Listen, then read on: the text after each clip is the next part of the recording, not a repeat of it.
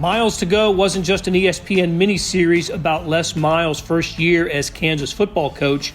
Footage from the program is also potentially evidence in a case by former coach David Beaty, who's attempting to get paid the $3 million buyout Kansas has refused to pay because it has accused Beaty of NCAA violations. KU beat writer Jesse Newell is here today to talk about the Beaty saga and other KU topics on SportsBeat KC, the Kansas City Star's daily sports podcast. It's Thursday, April 30th, and I'm Blair Kerkhoff. Later, Jesse breaks down some KU basketball scheduling news. We talk about the NCAA ruling allowing players to cash in on their name, image, and likeness. And in the end, we circle back for a final word on Beaty. So here we go with Jesse.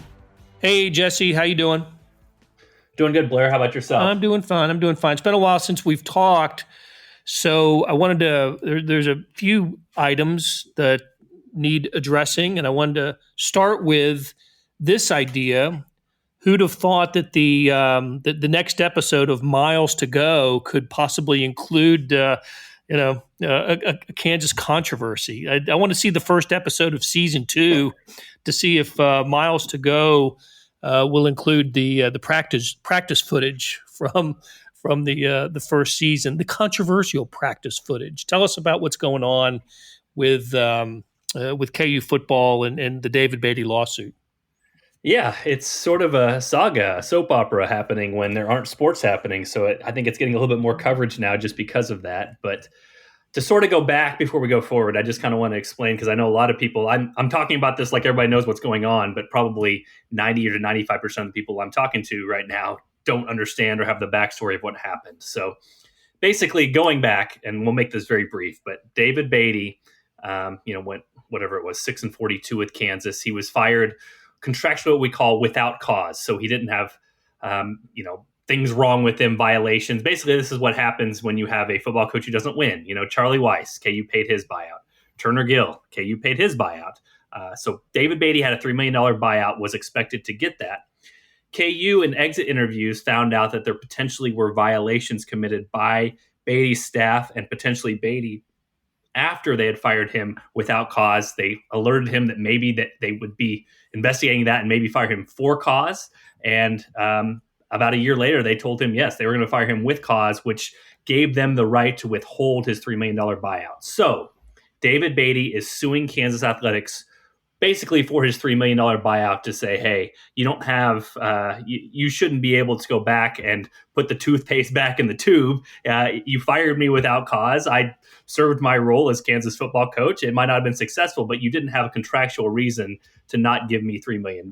Kansas says, well, if we'd have known about these violations, we would have fired you on the spot. And so, there is a reason to go back and say that you don't deserve that money. So all of this has led to this continuing to go on. A lot of times these cases get settled out of court just because both sides are going to have lawyer fees sort of rack up. But as this slow trickle of information has come out, we learn more and more about the KU athletic department. And a lot of this stuff has sort of been negative PR for Kansas Athletics that they sort of try to eliminate or keep down as much as possible. But the latest thing you spoke about is that a judge ruled basically against Kansas Athletics and said that KU Athletics has to turn over practice video under Les Miles and also unaired footage of Miles to Go, this ESPN Plus documentary, to David Beaty's lawyers as part of discovery, which again, discovery is, I'm learning all these things about law, but discovery is kind of gathering facts as it relates to the case so that you can potentially use it in trial. Where this potentially could be dangerous for KU Athletics is if these things get brought to the light of day. For one, the unaired footage of Miles to Go, David Beaty's lawyers claim that there's some information in there, whether it was Jeff Long speaking on microphone or other administrators speaking, to basically indicate that the process of firing David Beaty happened way before David Beaty actually was fired by Kansas on November 4th, 2018. So if that's the case, potentially David Beaty's lawyers are going to try to argue that, hey, they say that they would have fired David Beaty if they learned of these violations, but actually this was something that was in the works for a long, long time. And then the second part of this, which might be more dangerous, is the Les Miles practice footage, which we originally had a report in the Star here a few months ago talking about how Les Miles' staff had a lot appeared to have similar violations of non-countable coaches coaching in practice that David Beaty was being accused of as part of this lawsuit. So with David Beaty's lawyers now getting their hands on all this footage of the practice film, it potentially opens up Kansas to have a lot more violations or potential violations exposed under Les Miles. And if that gets made public, that could be sort of a negative PR thing for Kansas as they're trying to fight David Beaty. So I know that's me gabbing a lot, but I didn't want to go back to the beginning. And right now, it just kind of continues this whole process. If this thing goes to trial, which I still don't expect, I still expect these two sides settle, but that would happen in February of 2021. But as of right now, I just kind of continues to be a trickle of information, and we continue to report on this as KU Athletics kind of keeps trying to defend itself here in the world of public relations and make sure that a lot of this stuff does not become public or does not put them in a negative light. The public relations part is certainly not favoring Kansas at this point. With every story, it just, because we're hearing mostly from Beaty's camp on this and not KU. KU's responded, I guess, a couple of times, but mostly what we're hearing is from Beaty's attorney. There's so many things here, Jesse. One is one of the things that we've heard from the Beaty camp is the suggestion that from them that Kansas was looking for reasons to fire him. Take us through that. What was the, this is after Jeff Long was hired as the athletic director, and of course Beaty and Long had the season together. Beaty was fired at the end of this fourth season at KU.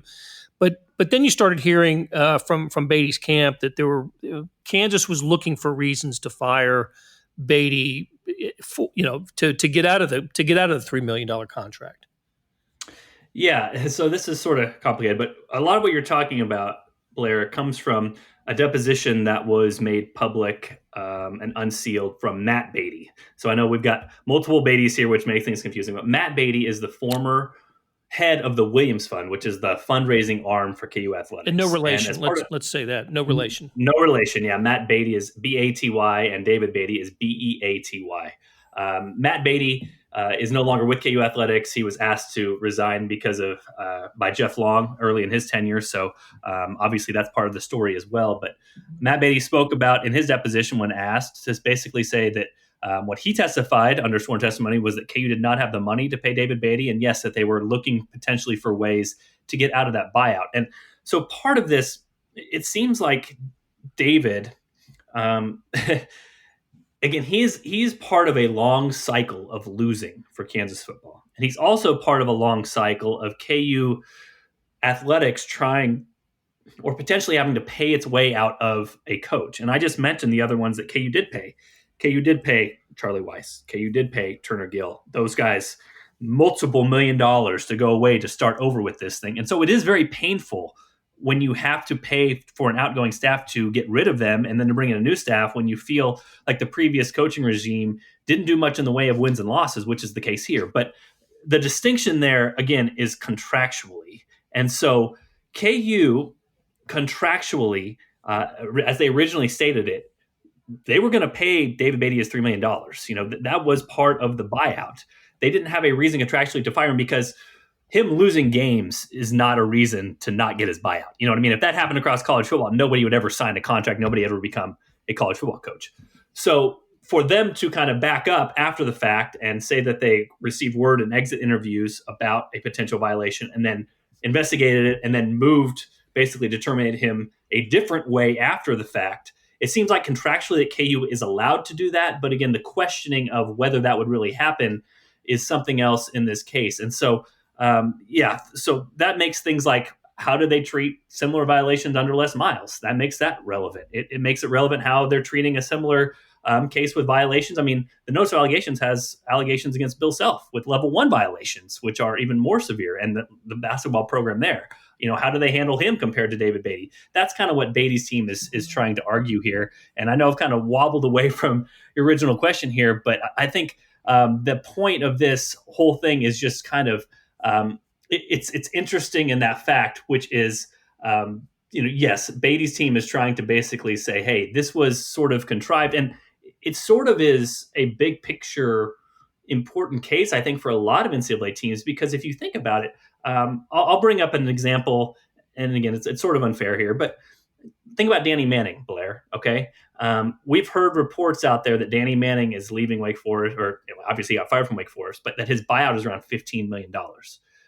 I'm sure Wake Forest doesn't want to pay that money, but contractually they're supposed to pay that money. So if you're John Curry, the former K-State John Curry, and you don't want to pay the $15 million, is there a way to do what KU's doing? I mean, do you go try to find something that happened under Danny Manning to get him out of it contractually? And that's sort of, I think that's what Beaty's legal team is trying to argue here, that like anybody could come up with something if they wanted to try not pay the money. But at the bottom line is both sides signed a contract, and KU should honor that contract, because in the contract it doesn't say that David Beaty had to win football games. It said he had to perform the job, and he performed the job. So that's sort of the interesting part of this case too, which is if this works for KU athletics, if they are able to get back some of the money or potentially win in a trial down the line, if this will be repeated by other athletic programs out there, and Danny Manning and Wake Forest seems to be one that would be ripe for the picking, because I'm sure that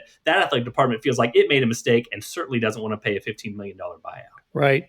So one thing that the Beaty camp is trying to do is to get the accusation reclassified from a level 2 to level 3 distinction, because that's a lesser penalty and in the NCAA rule book, and it's important because of a term called coach control. So tell us about that. How is that? Why is it important for the Beaty camp to have this classified as a level 3 and not level 2 violation? Well, it's really important. And you're right. We're sort of getting into the weeds here, but I think it's important to explain so people can understand what's going on here. So if we look at the notice of allegations, I guess I should say the amended notice of allegations, there are 2 violations for the football program under David Beaty. Basically, it was that Jeff Love, a former video coordinator for Kansas, worked with quarterbacks and spearheaded meetings, which is not allowed, and that David Beaty had a coach control charge with that and should have known that was happening under his staff, basically. So those are the 2 things against David Beaty.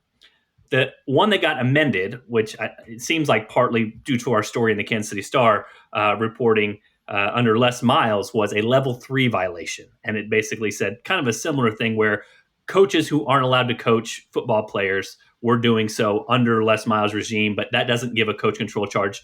The David Beaty ones are level 2. So it's the middle tier of the 3-tier system for the NCAA. So it's kind of middle tier of severity. For Les Miles, the one under Les Miles' tenure, it's a level 3 violation.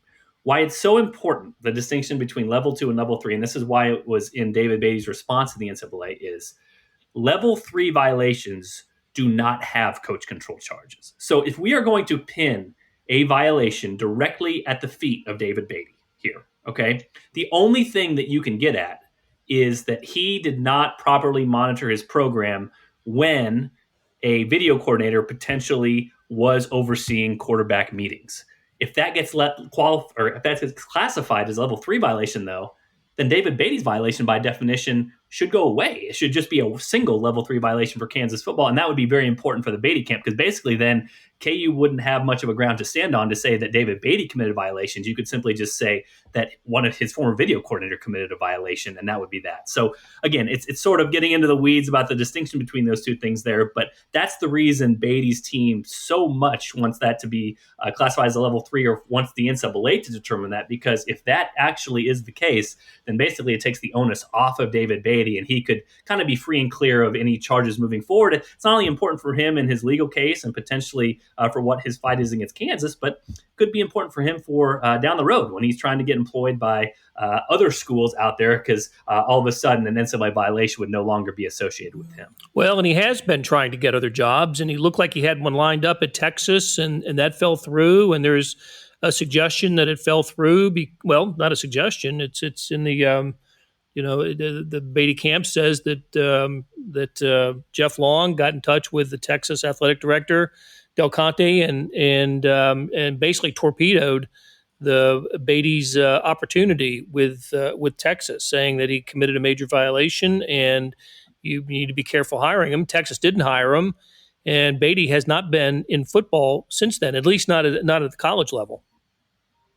Yeah, this has basically been 2 full cycles now that David Beaty has not been a football coach, and I know that a lot of people have their feelings about David as a head football coach at Kansas, and obviously did not work out with KU, but you could still feel like he maybe was not qualified to be a head coach at the Division I level, and still believe that he could be an analyst for Texas. I mean, a lot of people are analysts, or potentially be a position coach, a receivers coach. I mean, he was a receivers coach at Texas A&M before he came to Kansas. That's a pretty high profile Division I job. And so, again, if we're kind of projecting in the future, what you're talking about with Beatty's camp is not only that. Jeff Long's deposition, he was asked about this, and he admitted that he told Chris Del Conte that he would basically not suggest hiring David Beaty. So this seems to be corroborated by both sides.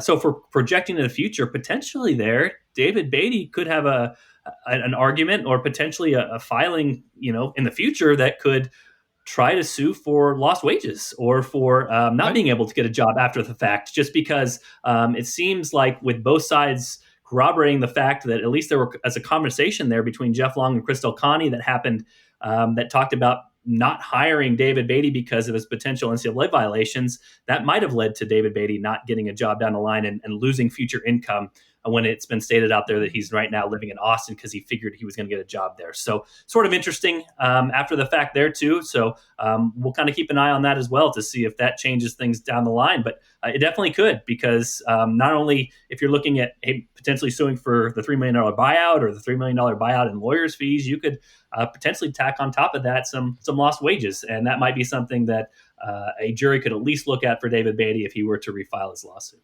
You called it a saga when we started. It is indeed a saga that we'll continue to pay attention to, and until there's some sort of resolution here. All right, hey Jesse, let's take a break, and when we come back, there's some other KU topics I wanted to talk to you about.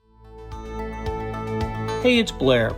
We have a special subscription offer for SportsBeat KC listeners: unlimited digital access to the Kansas City Star's award-winning sports coverage. Sign up now for 1 year of Sports Pass for access to all the sports news, features, and columns presented on the kansascity.com site, and it's only $30. That's a 40% savings off our regular rate. Your subscription will automatically renew after the initial term at $50 unless you tell us to cancel. Your subscription helps support the sports coverage of kansascity.com and the Kansas City Star, and that support has never been more important. Please visit kansascity.com/SportsBeatKC offer to get this special offer. And as always, thanks for listening. Jesse Newell covers Kansas for the Kansas City Star and Wichita Eagle. Jesse, on the basketball front, some scheduling news came out that the Big 12, Big East Challenge Series matchups are out, and interesting. Kansas played Villanova last season in this, lost at Villanova. Kansas will play a home game for the 2021 season, and it is Creighton. I find it interesting for a couple of reasons. The first of which is the teams haven't met, even though they're 200 miles, less than 200 miles away from each other. The schools haven't met in basketball since the 1974 NCAA tournament.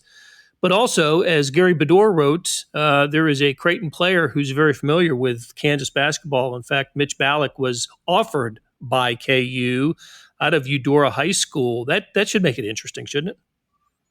It should. Again, I hope the games are getting played by then. I hope for sure. It's one of the early season games, and we're still kind of a question mark there. But Mitchell Ballack's an interesting case because he's a guy that I think for Kansas, those are the ones that usually land. Those are the guys around the area. He was from Eudora, which is just a stone's throw here from Lawrence. You think back in time that if there's been a top recruit in Kansas, usually Bill Self has gotten right in and taken that guy. But the other thing I want to, it's sort of interesting to look back at his career now, and Creighton seemed to me like a good fit for him from the start, where a wide open offense, he'd be able to take a bunch of threes. Obviously, he's had a bunch of success there, so I don't think anybody can question his decision. Got some playing time right away. But if you look back, Bill Self and Kansas have really changed ever since Mitch Ballack committed to Creighton. And they play a style now where I think Ballack would really thrive. I think if Bill Self's offense now was what it was when Mitch Ballack decided to commit somewhere, I think Ballack would have been maybe a higher priority recruit for Kansas. And I think that Ballack probably would have given a lot more thought towards committing to Kansas over Creighton. But at the time, it's hard to think about this just with how the world has changed, how basketball has changed so much in a short period of time. But Bill Self basically went from playing no four-guard lineups to last year playing primarily four-guard lineups, and went to, okay, two bigs have to be on the floor, to, man, you're looking at next year, it's like, how can they even put two bigs on the floor, because they have so many wing type players that they got to get minutes to. So I know, our Gary Bedore talked to Mitch, and obviously he's looking forward to that matchup. He should be. I just hope it takes place. And not to mention, Creighton should be a great team next year. I've seen some of these preseason rankings that have them top 15, top 20. Some of them have them top 10. So that would be a great matchup at Allen Fieldhouse if it happens. But I think, like everybody else, I'm just hoping that sports come back quicker than I think. And right now, I just, it's such a good thing, would be such a good story. I just hope it happens. I really do. Yeah. Well, while we're on the topic of, hoping that sports returns sooner rather than later, KU is one school in the region that I've seen. There may be more, but it's one that I've noticed hasn't said, the president hasn't said anything about returning to class. I know Missouri president, hopeful that has said publicly, hopefully plans to have classes starting in the fall. I think Nebraska, Oklahoma, a couple other schools have mentioned it, but no word from Kansas. Have you? Do you have a sense of that? That is Kansas poised to make some sort of statement about what might happen with fall classes? Yeah, I don't know. I mean, I think for right now, everybody's sort of in the same boat here, where you're kind of looking around to see what everybody else does. You're kind of waiting to see how everybody else reacts, and maybe better to be second on this than first. But obviously, we had the announcement earlier this week of the 10% pay cuts, which we'll get to here in a moment. But for Kansas, just no indication yet. I don't think that means one thing or the other, but I think potentially you're talking about something that's very important, which is, especially for football, you can't have games if you don't have people on campus for classes. And so that's one of those major obstacles that has to be overcome. And as these stay-at-home orders get lifted, potentially we'll see kind of the ramifications that come because of that. And maybe some of these schools that are waiting can look into that and figure out what's best for the students and the health and the safety, and obviously the bottom line for the university, which are in line to lose a lot of money. But yeah, we haven't heard much from Kansas yet, but I don't think that's too surprising. I think waiting until you have the most information is definitely a wise move, especially if you're doing something as big as what these universities are going to have to do. And it occurred to me as I was rattling off the names of the schools and some other ones that I've heard where presidents have expressed not just hope, but an expectation that school will start on time. They're all schools with large football stadiums, larger than KU, and that's been, at least in our world. Now, granted, our world is, we're sports-colored glasses here. We want to know when sports are going to return, and it's the college football fan that it's almost like they're next, right? It's the season that hasn't started, but we don't know when it's going to start. Other sports, baseball, professional soccer, basketball, hockey, they either had their sports started and interrupted, or there's just, everything's unknown. But football obviously hasn't started, and I think it's the fans of those schools, the Oklahomas, the Nebraskas, and maybe some of the SEC that are really, really want to know and want some answer, whether it's the right answer or not, whether it's too early to speculate or should be speculating. At least their fans have answers, and maybe they'll end up being disappointed in the end. Nobody knows what's going to happen with campuses and football season. It's a state by state thing. Anyway, it's the NCAA is not going to rule that college football starts. It's going to end up rolling by state, and we'll just we'll have to see what happens. And again, we're just at the end of April. No decision has to be made on this just yet. You mentioned it just a little while ago. Kansas, the latest, add them to the list of schools where coaches and athletic administrators are going to take a pay cut. I think Iowa State was the first place I heard of this happening. Gosh, maybe 3 weeks ago. But Kansas is now joining the list. And what did you say the number was? What's the percentage cut by the coaches and Jeff Long? Yeah, it's 10% for Jeff Long, Les Miles, and Bill Self, and they sort of packaged it along with KU in general. I know, like Douglas Gerard, the chancellor, and a long list of other people from KU in general were taking those same pay cuts, 10% for 6 months. And so KU Athletics estimated that'd be about a $500,000 savings. I mean, it makes sense if you do the quick math on it, which is Bill Self makes about $5 million, Les Miles makes about $3 million, Jeff Long makes about $1.5 million a year. You cut that in half, which is about for 6 months, so that's, and then you take 10% of that. So it's pretty easy math. If you say that group of 3 people makes $10 million a year, half of that's $5 million, 10% of that's about $500,000. But it is sort of interesting times because, Jeff Long was publicly stated here about 3 weeks ago after those Iowa State cuts that, while the future was uncertain, he didn't anticipate that KU's coaches would have to go through something like that. And, sure enough, that's kind of the mode of these changing times, which is 3 weeks later, that's exactly what those guys did. And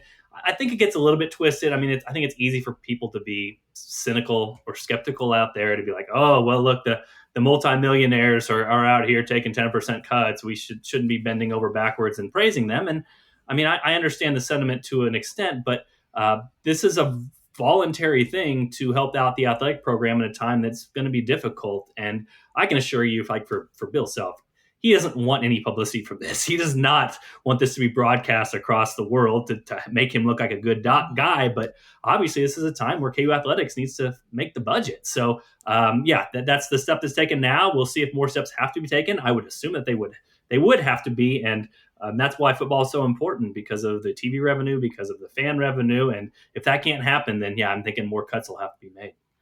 In other college sports financial news, just today, we're recording this on Wednesday, posting it on Thursday. So just for transparency's sake, the NCAA came on board with name, image, and likeness. There's going to be an opportunity now for athletes, college sports athletes, to cash in on their name, image, and likeness. This has been a some would say a 5-year battle. I would say it's more like a 100-year battle when it comes to college sports, and it just flared up at different times over the course of the evolution of college sports. But anyway, it would take effect in the 21-22 season, and athletes who have the opportunity to make money on their name, their brand, will now have that opportunity. And schools are a lot to figure out, a lot to be determined here, but it's a step. It's a big step, maybe a game-changing step in the history of college sports. I'm wondering how a school like Kansas will be impacted by this. I'm wondering if they gain or lose anyone from a recruiting standpoint because of this. I really, to be honest with you, my first reaction to all of this is, however many student prospects there were in any sport the year before name, image, and likeness, there's going to be the same number the first year of name, image, and likeness. And that doesn't mean they're not going to certain schools to go to others for this. There's certainly a finite number of roster spots and so on. So listen, I just think it's good for student athletes to be able to finally have this. I just don't think it's a big game changer. Yeah, and before I forget it, Blair, let me make one final point on David Beaty after this. Just one thing that popped in my mind. But I agree with you on name, image, likeness. Obviously, anything to have more rights for athletes and for college kids who, to give them the same rights as other college kids out there that aren't taking sports is a positive step. I think for Kansas in particular, I mean, let's think about Kansas basketball. Potentially, I think it could help just because, if I'm going to compare them, like let's compare Kansas basketball to UCLA basketball. Okay. UCLA, there's just a lot of stuff going on. It's beautiful weather, obviously, but the fan base is kind of finicky. It's not quite that close-knit community. Whereas if I'm thinking about sponsorships for athletes, man, last year, could Udoka Azubuike, could he have gone to Crown Toyota and helped with an autograph session and made a lot of money? Yes, because the fan base here is passionate and they will support those sorts of things. They will support those athletes. So I think if anything, it would help teams like Kansas. I'm thinking like Nebraska football.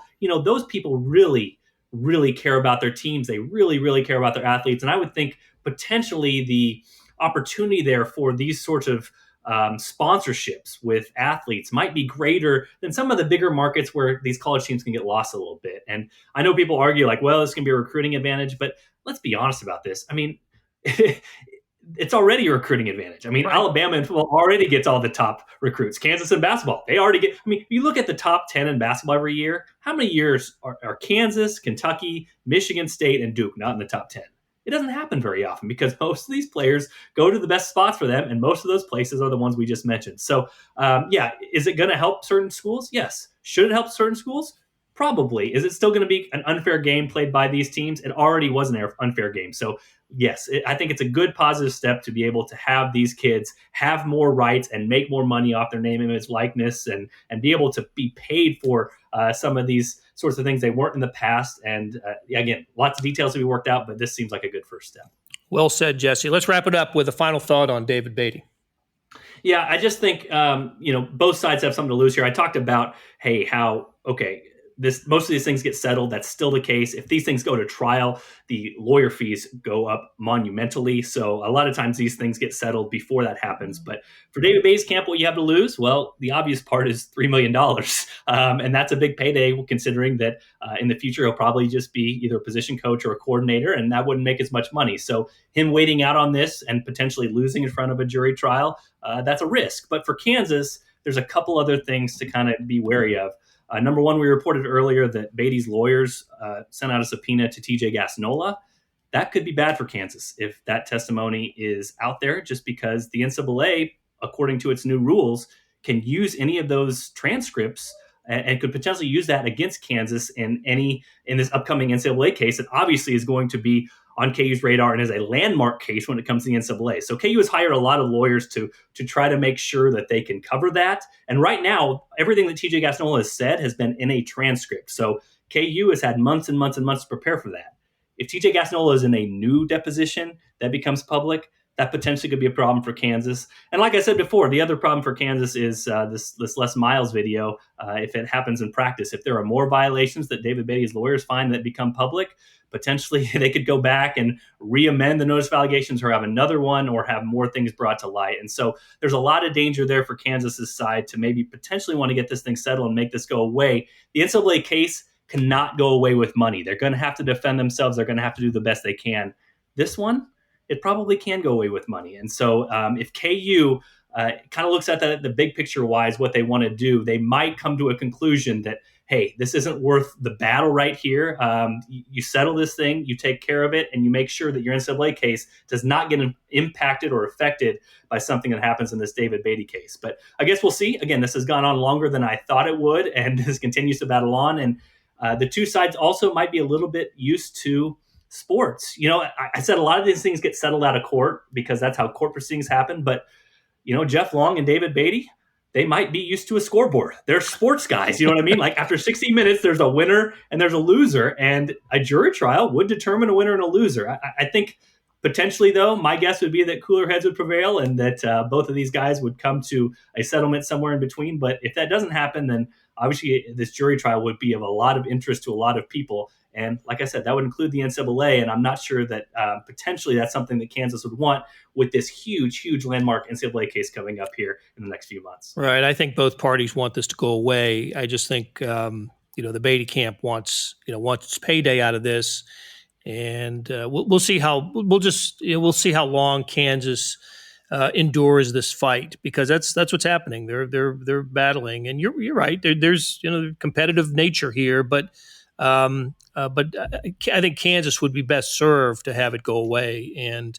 it's got a bigger battle in front of it on the basketball side. All right, Jesse, thanks for taking some time today. Talk to you later. I appreciate it, Blair. Hey, before we get to the credits today, I wanted to bring your attention to something. Jesse and I talked about the staff, KU staff, Bill Self, Les Miles, and Jeff Long taking pay cuts. And we recorded that on Wednesday. Later Wednesday, we learned that Kansas State is doing the same thing. Let me read you from the release. Head football coach Chris Kleiman and men's basketball coach Bruce Weber have agreed to a 13% reduction, while all K-State athletics employees making more than $150,000 per year will see a 10% reduction. Those making between $100,000 and $150,000 will see their salary reduced by 5%. Combined, these salary reductions are expected to save the department approximately $1.5 million. So just wanted to get that out there. Kansas State add Kansas State to the list of schools that are reducing salary and looking to save money in athletics. So without further ado, let's get to the credits. Thanks to our production staff of Derek Donovan, Savannah Smith, Randy Mason, Beth Welsh, Jeff Rosen, and Chris Fickett. Links to the stories we discussed can be found in the show notes, and you can read all of the KU coverage by Jesse Newell and Gary Bedore on kansascity.com and kansas.com. Earlier in the episode, you heard me talk about the Sports Pass offer. Still good. $30 for a year's worth of sports coverage. It's terrific. But here's an even better offer. Buy the entire Kansas City Star.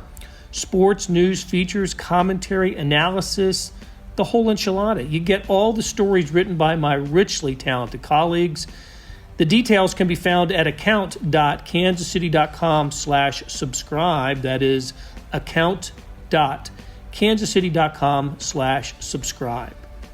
In either case, the Sports Pass or the full subscription, you're supporting local journalism and helping us deliver products like SportsBeat KC, which, of course, will be back on Friday, because this is where we talk sports in Kansas City every day.